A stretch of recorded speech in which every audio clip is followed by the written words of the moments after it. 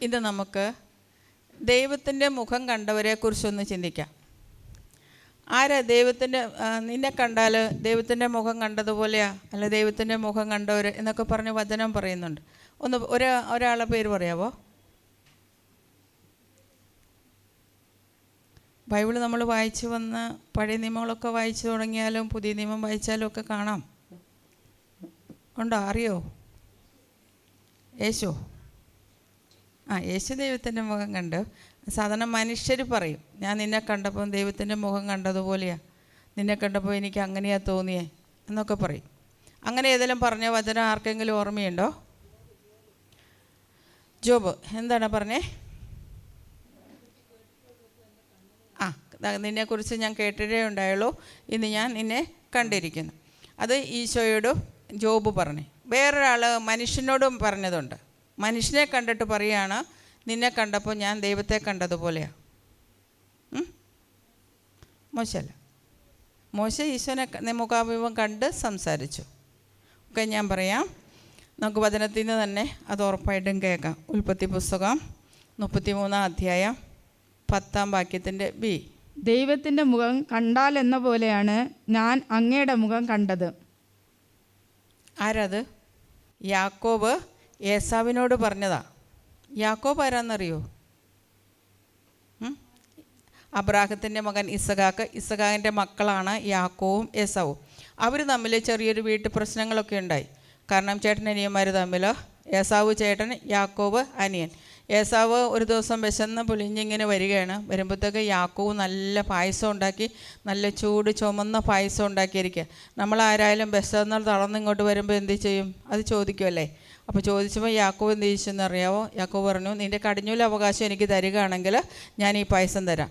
അപ്പോൾ ഏസാവ് വിചാരിച്ചു, വിശന്ന് മരിക്കുന്നേക്കാളും നല്ലതല്ലേ ഈ പായസം കിട്ടുന്നത്. കടിഞ്ഞൂൽ അവകാശം യാക്കോവിന് കൊടുത്ത് അവൻ പായസം കുടിച്ച് വയറ് നിറച്ചു. അതുപോലെ തന്നെ വേറൊരു ദിവസം പിതാവ് ഇസഹാക്ക് പറഞ്ഞു, ഏസാവിനോട് പറഞ്ഞു, ഏസാവിൻ്റെ ജോലി നായട്ടിറച്ചി വേട്ടയാടിക്കൊണ്ടിരിക്കുക. യാക്കോവ് ശാന്തനായിട്ട് അവിടെ ഇരിക്കുക. അപ്പോൾ ഒരു ദിവസം ഇസഹാക്ക് പറഞ്ഞു, ഏസാവിനോട് പറഞ്ഞു, നീ പോയി കുറച്ച് നായട്ടിറച്ചി കൊണ്ടുവന്നേ, നിന്നെ അനുഗ്രഹിക്കാം. ഇത് അമ്മ കേട്ടു. അമ്മയുടനെ അമ്മയ്ക്ക് ഇഷ്ടപ്പെട്ട യാക്കോവിനോട് പറഞ്ഞു, കുറച്ച് ഇറച്ചി ഉണ്ടാക്കിയൊക്കെ കൊടുത്തിട്ട് പറഞ്ഞു അപ്പൻ്റെ അടുത്ത് ചെന്നു. അത് മേടിച്ച് ഇസഹാക്ക് യാക്കോബിനെ അനുഗ്രഹിക്കുകയാണ്. അപ്പം ഏസാവിൻ്റെ 2 കാര്യമാണ് യാക്കോബ് തട്ടിയെടുത്തത്. 1 കടിഞ്ഞൂൽ അവകാശം, 2 പിതാവിൻ്റെ അനുഗ്രഹം. ഇത്ര ആയപ്പോഴത്തേക്ക് ഏസാവിന് ഭയങ്കര ദേഷ്യമായി. ഏസാവ് എന്ത് ചെയ്തു? യാക്കോബിനെ എങ്ങനെയെങ്കിലും കൊല്ലണം എന്നുള്ള ചിന്തയിലേക്ക് വരുന്നു. ഇത് അമ്മ അറിയണു. അമ്മ അത് യാക്കോബിനോട് പറഞ്ഞിട്ട് യാക്കോബ് നാട് വിട്ടുപോയി 10-20 വർഷം ഈ അമ്മയുടെ ആങ്ങളയുടെ അച്ഛൻ്റെ വീട്ടിൽ നിന്ന് 10-20 വർഷം ജോലിയൊക്കെ എടുത്ത് തിരിച്ചു വരികയാണ്. അവിടെ നിന്ന് തിരിച്ചു വരുമ്പോൾ കുറേ സ്വത്തുകളുണ്ട്, ഭാര്യമാരും കുട്ടികളും സ്വത്തുമൊക്കെ ആയിട്ട് തിരിച്ചു വരിക. അപ്പോൾ ഇങ്ങനെ വന്ന് കഴിയുമ്പോൾ ഈ വീടോട് അടുക്കാറായി കഴിഞ്ഞപ്പോഴത്തേക്ക് യാക്കോവിനൊരു കൺഫ്യൂഷനായി. ഇനി എന്നെ കൊല്ലാൻ പറഞ്ഞിരുന്ന ഒരാൾ അവിടെയുണ്ട്, ചേട്ടൻ. ഇനി ഞാനവിടെ ചെന്ന് കഴിഞ്ഞാൽ ചേട്ടൻ എന്തൊക്കെയാണ് ചെയ്യുക എന്നറിയില്ലല്ലോ. ഭയങ്കര വിഷമമായി. അവൻ ദൈവത്തോട് പ്രാർത്ഥിക്കുന്നുണ്ട്, കർത്താവേ ഏസാവിൻ്റെ കയ്യിൽ നിന്നും കൂടി എന്നെ രക്ഷിക്കണേ എന്നൊക്കെ പറയുന്നുണ്ട്. അത് കഴിഞ്ഞ് യാക്കോബ് തൻ്റെ സ്വത്തും കാര്യങ്ങളെല്ലാം യാവോക്ക് പുഴക്കരയുടെ അകത്തേക്ക് വിട്ടു, അപ്പുറക്കടത്തി വിട്ടു. എല്ലാം യാക്കോബ് മാത്രം ഇക്കരെ നിൽക്കുന്ന ഒരു സംഭവം വചനത്തിൽ പറയുന്നുണ്ട്. വചനം എടുത്തിട്ട് വായിച്ചല്ലോ കേട്ടോ. ഇതൊക്കെ തമാശ രൂപേണ നമ്മൾ തമാശ എന്നല്ല ഞാൻ പറയുന്നത്, ഇങ്ങനെ നമുക്ക് അനുഭവത്തിലൂടെ വരുത്തി നമ്മൾ വായിച്ചു കഴിഞ്ഞാൽ നമ്മുടെ ജീവിതത്തിൽ എന്നും വചനം ഓർമ്മയിൽ നിൽക്കും. അല്ലെങ്കിൽ നമ്മൾ വചനം എങ്ങനെ വായിച്ചു, വചനമാണ് അത് വായിക്കണമല്ലോ എന്നോർത്ത് വായിച്ചു പോയാൽ ഒരിക്കലും നമ്മൾ ഹൃദയത്തിലേക്ക് വരില്ല, നമ്മുടെ ജീവിതത്തിലേക്കും വരില്ല. നമ്മുടെ ജീവിതത്തിലേക്ക് വരണം, വചനങ്ങൾ ജീവിതത്തിലേക്ക് കൊണ്ടുവന്നാലാണ് നമുക്കത് ജീവിക്കാൻ പറ്റുള്ളൂ. അങ്ങനെ പറഞ്ഞു നിൽക്കുമ്പോൾ ദൈവദൂതൻ വന്നു യാക്കോബുമായിട്ട് മൽപ്പിടുത്തം നടത്തി. എന്തായിരിക്കും യാക്കോബുമായിട്ട് മൽപ്പിടുത്തം നടത്തുന്നുണ്ടാവുക? ഞാൻ ചിന്തിച്ചത് ഇങ്ങനെയാണ്. യാക്കോബ് ദൂതനോട് പറഞ്ഞിട്ടുണ്ടാവും, ഏസാവിൻ്റെ അടുത്തേക്ക് എനിക്ക് പോകാൻ പറ്റില്ല. കാരണം എന്തുകൊണ്ടാണ്? ഏസാവ് എന്നെ കൊല്ലും. കാരണം ഞാൻ അവൻ്റെ കടിഞ്ഞൂൽ അവകാശം തട്ടിയെടുത്തിട്ടുണ്ട്, അവന് കിട്ടേണ്ട അനുഗ്രഹം എല്ലാം എടുത്തിട്ടുണ്ട്. എന്നെ അവൻ ശത്രുവായിട്ട് കാണുന്നേ, എന്നെ എപ്പോൾ കണ്ടാലും അവൻ കൊല്ലുമെന്ന് പറഞ്ഞിരിക്കാം. ഭയങ്കര വിഷമമായി. അവസാനം ദൂതന്മാർ പറഞ്ഞിട്ടുണ്ടാവും യാക്കോവിനോട്, നീ ക്ഷമിക്ക്, നീ അതെല്ലാം മറക്ക്, നിൻ്റെ ചേട്ടന് നീ ഇവിടെ ക്ഷമിക്കുന്ന സമയത്ത് നിൻ്റെ ചേട്ടനും അവിടെ ക്ഷമിച്ചുകൊള്ളും എന്നൊക്കെ പറഞ്ഞിട്ടുണ്ടാവും. അങ്ങനെ യാക്കോബിൻ്റെ അഹങ്കാരം എന്ന യാക്കോബിൻ്റെ യുക്തിവാദത്തിൽ തന്നെ നിന്നിട്ടുണ്ടാവും. അവസാനം ദൂതനൊരു തട്ട് കൊടുക്കുകയാണ്. അപ്പോൾ അരക്കെട്ടിൽ ഒരു വേദന വരണു. അപ്പോൾ യാക്കോബ് എന്ത് ചെയ്യുന്നത്? യാക്കോബ് പരിപൂർണമായി ക്ഷമിക്കുകയാണ്, തന്നെ അനുഗ്രഹിക്കുക. ഉടനെ ദൂതനോട് പറയാണ്, ഈ വേദനിപ്പിച്ച ആളോട് പറയാണ്, എന്നെ അനുഗ്രഹിച്ചിട്ടേ പോകാവൂ. അങ്ങനെ യാക്കോബ് ഒരു അനുഗ്രഹം ദൈവത്തിൽ നിന്ന് മേടിക്കുകയും യാക്കോബിൻ്റെ പേര് മാറി ഇസ്രയേലാകുന്നൊക്കെ സംഭവങ്ങൾ വചനത്തിലുണ്ട്. ഇങ്ങനെ കടന്ന് ഇങ്ങ് വരുമ്പം യാക്കോബിന് വീണ്ടും പേടിയാണ്. ഏസാവ് എന്താ? അപ്പോൾ ഏസാവിനെ 2-3 ഭൃത്യന്മാരെ വിട്ടിട്ട് പറഞ്ഞു, നിൻ്റെ ചേട്ടൻ അനിയൻ വരുന്നുണ്ടെന്നൊക്കെ പറയാൻ പറഞ്ഞു. ഇത് കേട്ടപടി എന്താ ചെയ്യുന്നത്? ഏസാവ് അനിയൻ വരുന്നു എന്ന് കേട്ടപടി തന്നെ ഏസാവ് എന്ത് ചെയ്തെന്നറിയോ? ഒരു 400 ആളുകളെയും കൂട്ടി അകമ്പടി ഓടി വരും. ഇത് കേട്ടപ്പം വീണ്ടും യാക്കോവിന് പേടിയായി, എൻ്റെ സ്വത്തെല്ലാം കൂടെ പിടിച്ചുകൊണ്ട് പോകാൻ വരുന്നതാണെന്ന് വിചാരിച്ച് യാക്കോവ് പേടിച്ച് വിറച്ച് സ്വത്തൊക്കെ 2ആയി വിശൊക്കെ വെക്കുന്നുണ്ട്. അത് കഴിഞ്ഞ് യാക്കോവ് എന്താ ചെയ്യുന്നറിയോ? തൻ്റെ അഹങ്കാരം മാറിയപ്പോൾ ഇത്രയും പിടിച്ചു വെച്ച ആ കടിഞ്ഞൂൽ സ്ഥാനം അടിയറ വയ്ക്കുകയാണ്. അവൻ 7 തവണ നിലം പറ്റ വണങ്ങിയിട്ടാണ് ഏസാവിൻ്റെ അടുത്തേക്ക് ചെല്ലുന്നത്. ഒരേ പ്രാവശ്യവും അവൻ താഴെ കുമ്പിടുമ്പോൾ നമുക്കറിയാലോ, ഒരാളുടെ മുമ്പിൽ നമ്മൾ എളുപ്പപ്പെടുമ്പോൾ മാത്രമേ നമുക്ക് കുമ്പിടാൻ പറ്റുള്ളൂ.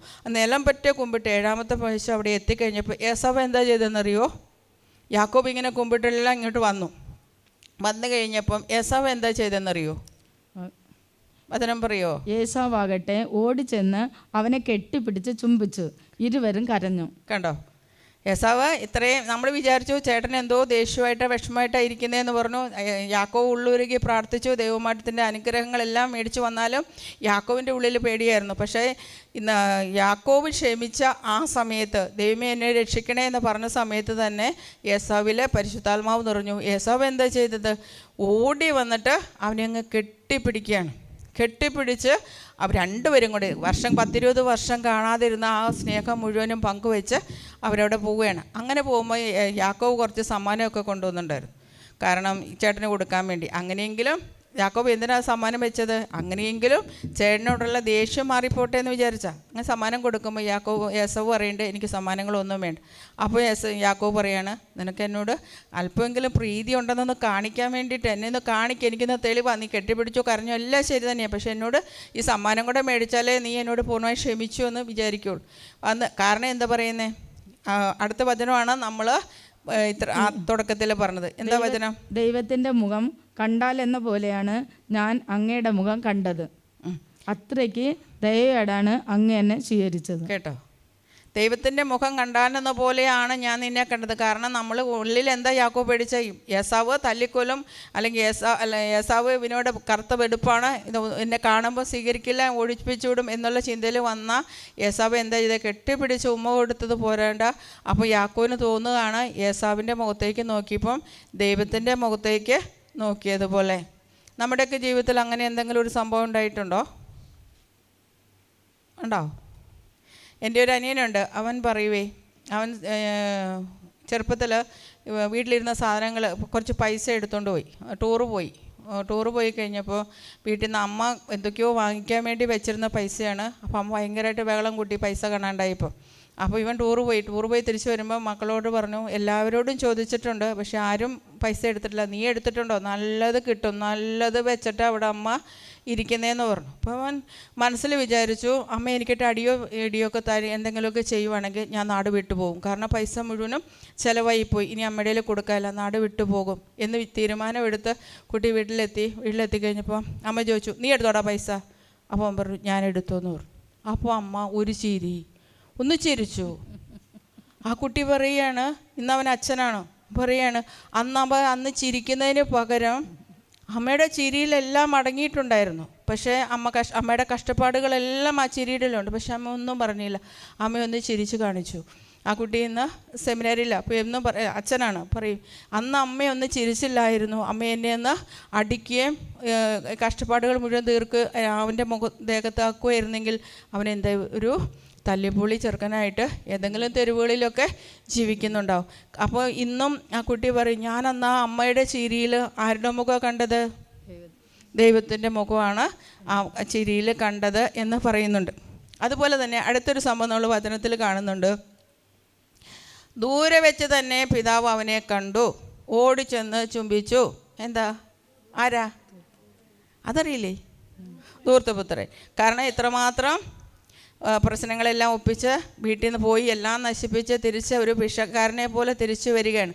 അവനും ഒരു മൽപ്പിടുത്തം നടന്നിട്ടുണ്ട്. എവിടെ വെച്ചിട്ട് അവനൊരു മൽപ്പിടുത്തം നടത്തിയ ഈ ധൂർത്തപുത്രൻ? പന്നിക്കുട്ടി വെച്ചിട്ട്. കാരണം ഞാനിവിടെ കിടന്ന് ഇങ്ങനെ കഷ്ടപ്പെടണോ? എനിക്ക് പോയി എൻ്റെ അപ്പനോടൊരു ക്ഷമ ചോദിച്ചുകൂടെ? അപ്പൻ്റെ അടുത്തേക്ക് ചെന്നുകൂടെ എന്നൊക്കെ അവൻ ആലോചിക്കുമ്പോൾ അവൻ്റെ മനസ്സിലുണ്ട്, ഞാൻ ചെന്ന് കഴിയുമ്പോൾ അപ്പൻ എന്നെ സ്വീകരിച്ചില്ലെങ്കിലോ, അപ്പനെനിക്ക് അടി തന്നാലോ, അപ്പനെ ഓടിപ്പിച്ചിട്ടോ, എല്ലാ ചിന്തകളും ഉണ്ട്. അവസാനം അവൻ്റെ ഉള്ളിൽ വരികയാണ് കർത്താവിൻ്റെ അടുത്ത്, അപ്പൻ്റെ അടുത്ത് ചെന്നിട്ട്, പിതാവേ ഞാൻ തെറ്റൊക്കെ ചെയ്തു പോയി, എന്നോട് ക്ഷമിക്കണം, നിൻ്റെ ഈ പണിക്കാരിൽ ഒരാളായിട്ട് എന്നെ സ്വീകരിച്ചാൽ മതി. കാരണം എന്താ? പിതാവിൻ്റെ ഭവനത്തിലെ പണിക്കാരൊക്കെ സുഭിക്ഷമായിട്ട് ഭക്ഷണം കഴിക്കുന്നുണ്ട്. ഈ ധൂർത്തപുത്രന് എന്തെങ്കിലും ഭക്ഷണം കിട്ടിയോ? അവൻ എന്ത് കിട്ടാൻ ആഗ്രഹിച്ചേ? പന്നിയുടെ തവിടെങ്കിലും കിട്ടാൻ ആഗ്രഹിച്ചു കഴിഞ്ഞപ്പോഴാണ് അവന് സുബോധം വരുന്നതും അവൻ തിരിച്ചു വരുന്ന പിതാവ് എന്താ ചെയ്യുന്നത്? ഓടിച്ചെന്ന് അവനെ കെട്ടിപ്പിടിച്ച് ചുംബിക്കുക. അപ്പോൾ ആ ധൂർത്തപുത്രൻ പിതാവിൽ കണ്ടത് എന്തായിരിക്കും? ദൈവത്തിൻ്റെ മുഖം. അവിടെ വചനത്തിൽ പറയുന്നില്ലെന്നേ ഉള്ളൂ, പക്ഷെ അവൻ ദൈവത്തിൻ്റെ മുഖം കാണുകയാണ്. ഞാൻ ഇത്രമാത്രം മോശമായി ജീവിച്ചിട്ടും ഞാൻ തിരിച്ചു വന്നപ്പോൾ എന്നെ കെട്ടിപ്പിടിച്ച് ചുംബിച്ച ഒരപ്പൻ. ആ അപ്പൻ്റെ മുഖവും എപ്പോഴും എന്തായിരിക്കും? ആ മകൻ്റെ മുഖത്ത് എപ്പോഴും ദൈവത്തിൻ്റെ മുഖമായിരിക്കാം അവൻ അന്ന് അപ്പനിൽ കണ്ടത്. അടുത്തൊരു അപ്പോൾ ഇതുപോലെ എന്തെങ്കിലും സംഭവങ്ങൾ നമ്മുടെ ജീവിതത്തിലുണ്ടായിട്ടുണ്ടോ? നമ്മുടെ മക്കളും കാര്യങ്ങളൊക്കെ ഉണ്ടോ? ഞാൻ ഓർക്കണ്ടേ, എൻ്റെ ഒരു കൊച്ചു സംഭവം, ഇതുപോലെ വലിയ സംഭവമല്ല. ഞാനിങ്ങനെ ഈ ചാപ്പലിൽ ജോലി എടുക്കുമായിരുന്നു, ജോലി ചെയ്യുന്ന ഒരാളാണ്. അപ്പോൾ ഞാനിങ്ങനെ ചാപ്പലിൽ ചെയ്യുമ്പോൾ എനിക്കൊരു ഇതുണ്ട്, എല്ലാം ഒരുപോലെ ഇരിക്കണം. പാത്രവും ഇത് പള്ളിക്കകത്ത് കയറി കഴിഞ്ഞാൽ റോസ് കളറാണ് റോസ്, നീല കളറാണ് നീല, അങ്ങനെയാണ്. അപ്പോൾ ഒരു ദിവസം ഞാനിങ്ങനെ എൻ്റെ ഒരു ചെറിയ സിസ്റ്റർ പള്ളിയിൽ കയറിയപ്പോൾ ആ എന്താ പറയുക, ഗ്ലോബ് പൊട്ടിപ്പോയി. അവൾ ചെന്ന് അവൾ ഓടിച്ചെന്ന് മദറിനോട് പറഞ്ഞു, മദറെ എൻ്റെ കയ്യിൽ നിന്ന് ഗ്ലോബ് പൊട്ടിപ്പോയി എന്ന് പറഞ്ഞു. അപ്പോൾ നല്ല ഗ്ലോബാണ്. അപ്പോൾ മദർ പറഞ്ഞു, ചെല്ല് ചെന്ന് സിസ്റ്റർ ബ്ലസ്സിയോട് പറയും, ഇപ്പം കിട്ടുമെന്ന് പറഞ്ഞു. കാരണം ഞാനിങ്ങനെ അറേഞ്ച് ചെയ്ത് വയ്ക്കുന്ന കാരണം ഒരെണ്ണം നഷ്ടപ്പെട്ടാൽ പിന്നെ അത് ഭയങ്കര ബുദ്ധിമുട്ടല്ലേ വെച്ചിട്ട് മദർ പറഞ്ഞു ചെല്ലെന്ന് പറഞ്ഞു. അവൾ ഓടി എനിക്കിതറിയില്ല അവിടെയൊന്നും നടന്നു. അവൾ ഓടി എന്ന് ചോദിച്ചു, സിസ്റ്റർ എൻ്റെ ഒരു ഗ്ലോബ് പൊട്ടി. ഏതാ? ഇന്ന ഗ്ലോബ്. അപ്പോൾ ഞാൻ പറഞ്ഞു, സാരില്ല സിസ്റ്റർ, നല്ല ഗ്ലോബാണ്. സാരില്ല മോളെ, ഒരെണ്ണം പൊട്ടിയാലല്ലേ നമുക്ക് വീണ്ടും മേടിക്കാൻ പറ്റൂ. സത്യം പറഞ്ഞാൽ ആ കൊച്ചന്ന് ഒരു പക്ഷെങ്കിൽ എൻ്റെ മുഖത്തും ദൈവത്തെ കണ്ടുണ്ടാവും. കാരണം അവൾ ഒത്തിരി വഴക്ക് ഞാൻ അത്യാവശ്യം ചൂടാകുന്നതെന്ന് ഞാൻ നിങ്ങളോട് പറയാറുണ്ടല്ലോ, ഞാൻ നന്നായി അത്യാവശ്യം ചൂടാകുന്നതാണ്. പക്ഷെ ഞാൻ നന്നായി വഴക്ക് പറയുമെന്ന് വിചാരിച്ചിട്ടാണ് ഓടി എൻ്റെ അടുത്തേക്ക് വന്നത്. അപ്പോൾ ഞാൻ പറഞ്ഞു, ഇതിങ്ങനെ പറഞ്ഞു ഓടി. അവൾ ശാന്തമായിട്ട് ഓടി മദറിൻ്റെ അടുത്ത്. മദറിനും വിശ്വസിക്കാൻ പറ്റിയില്ലേ, ഒന്നും പറഞ്ഞില്ലേ, ഒന്നും പറഞ്ഞില്ല. അപ്പോൾ മദർ അവളെ വഴക്ക് പറഞ്ഞു, ഇനി സൂക്ഷിച്ചൊക്കെ ചെയ്യണം, അങ്ങനെ ഇങ്ങനെയെന്നൊക്കെ അവളോട് പറഞ്ഞു. പക്ഷെ ഞാനൊന്നും പറഞ്ഞില്ല.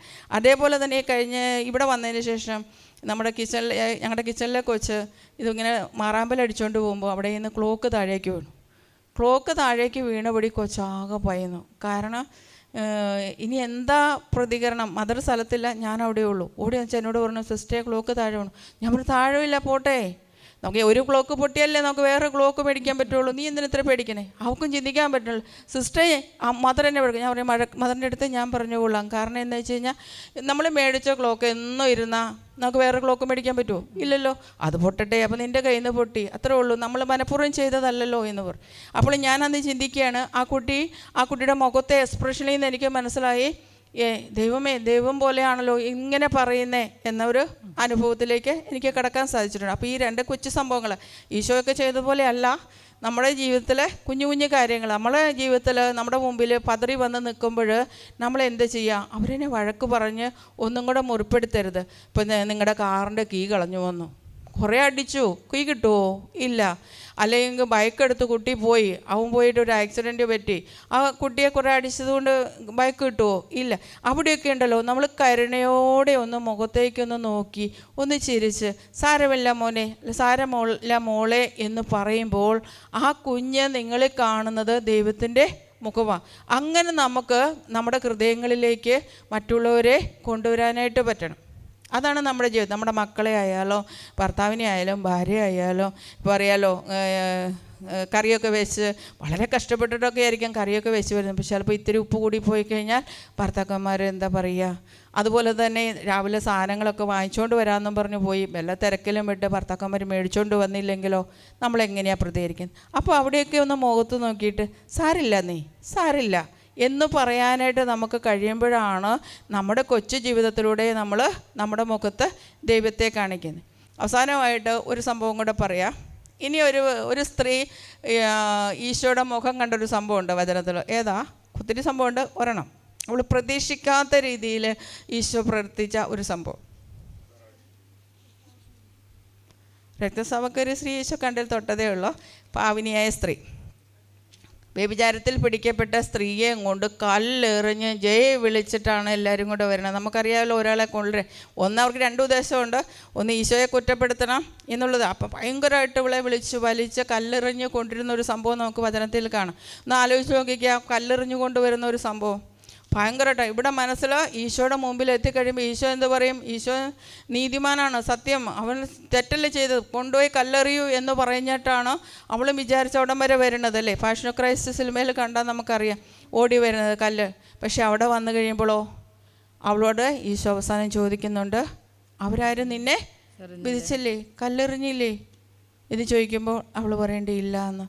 ഉടനെ അവൾ ഈശോയുടെ മുഖത്തേക്ക് നോക്കുമ്പോൾ ഈശോ പറയേണ്ടത്, ഞാനും നിന്നെ ഒന്നും ചെയ്യുന്നില്ല, ഇനിമേൽ പാപമൊന്നും ചെയ്യരുതേ എന്ന് പറയുമ്പോൾ അവൾ ഈശോയുടെ മുഖത്തേക്ക് നോക്കുന്ന ഒരു നോട്ടമുണ്ടല്ലേ. കാരണം ജീവൻ ഈശോ തിരിച്ചു കൊടുക്കുകയാണ്. ആ മുഖത്തേക്ക് നോക്കിക്കഴിയുമ്പോൾ അവിടെ ജീവിതം മുഴുവൻ അവൾ മാറ്റിമറിക്കുകയാണ്. അവൾ മുഖത്തേക്ക് നോക്കിയിട്ട് എന്താ, അവൾ എന്തെങ്കിലും പറയുന്നുണ്ടോ? ഇല്ല. അവൾ ആ ഈശോ, അന്ന് നമുക്ക് ഈശോയാണെന്നോ ദൈവമാണെന്നോ ഒന്നും അറിയില്ല. സാധാരണ ഒരു പ്രവാചകനെ പോലെ ഒരാൾ പ്രസംഗിക്കുന്നു എന്ന് പറയുന്നതല്ലാതെ ദൈവമാണെന്ന് ആർക്കും അറിയണ്ടായിരുന്നില്ല. അവൾ ആ മുഖത്ത് ദൈവത്തെ കാണുകയാണ്. പ്രിയപ്പെട്ടവരെ, ഇതാണ് നമ്മുടെയൊക്കെ ജീവിതം. നമുക്ക് മറ്റുള്ളവരിൽ അല്ലെങ്കിൽ നമ്മിൽ ദൈവത്തിൻ്റെ മുഖം കാണാൻ കഴിയുമ്പോഴാണ് നമ്മുടെ ക്രിസ്തീയ ജീവിതം വിജയത്തിലെത്തുക. എവിടെയായാലും ക്രിസ്തീയ ജീവിതം വിജയത്തിലെത്തിക്കണമെങ്കിൽ നമ്മുടെ കണ്ണുകളിലൂടെ ആരുടെ സ്നേഹം പകർന്നു കൊടുക്കാൻ പറ്റണം? ഈശോയുടെ സ്നേഹം പകർന്നു കൊടുക്കാൻ പറ്റണം. മറ്റുള്ളവരിലൂടെ നമുക്ക് ആരുടെ സ്നേഹം പകർന്നെടുക്കാൻ പറ്റണം? യാക്കോബിൻ്റെ മുഖത്തിലല്ല ഈശോയെ കാണിച്ചത്. യാക്കോബ് ആരില്ല കണ്ടേ? ഏസാവിലാണ് യാക്കോബ് ഈ ദൈവത്തെ കാണുന്നത്. പാവിനിയായ സ്ത്രീ ആരില്ല കണ്ടത്? ഈശോയിലാണ്. അവളാണ് ശരിക്കും ഈശോയിൽ ദൈവത്തെ കാണുന്നത്. പിന്നെ ഒരാളുടെ കാര്യം കൊണ്ട് ഞാൻ പറഞ്ഞായിരുന്നു. ആരാ?